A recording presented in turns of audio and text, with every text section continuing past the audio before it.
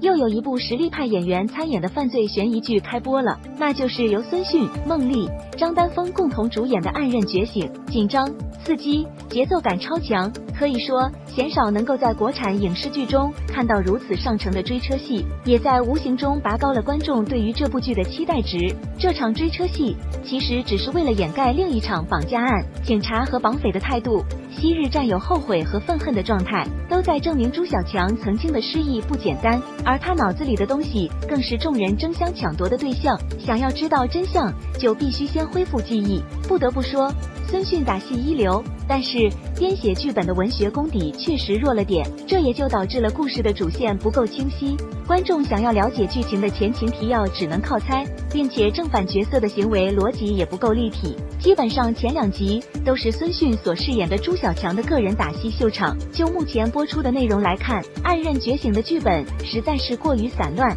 甚至没有形成有效的叙事架构，给人的感觉就是西一榔头东一棒槌。除了各种惊险刺激的打戏之外，负责推动剧情的文戏显得空洞乏味，而且还喜欢添加很多慢动作，很难对观众形成吸引力。不过演员的演技还挺出彩的，比如张丹峰饰演的吴正，虽然在前2集戏份不多，但是当他得知朱小强被绑架后的愤怒，可以迅速让观众理解他内心的焦躁。他曾经是朱小强的战友兼搭档，如今2个人，一个失忆，另一个残疾，也让人更加好奇他们在那场任务里究竟经历了什么。不过演员演得再好，没有扎实的剧本，也只是摇摇欲坠的空中楼阁。这部《暗刃觉醒》是孙迅一次大胆的尝试，但整体构架并不及格。光第1集就有一个大 bug， 反派智商不在线，慢镜头拖时长等等问题。不少网友看完第1集就想给这部剧评0分，可见剧情有多拖后腿。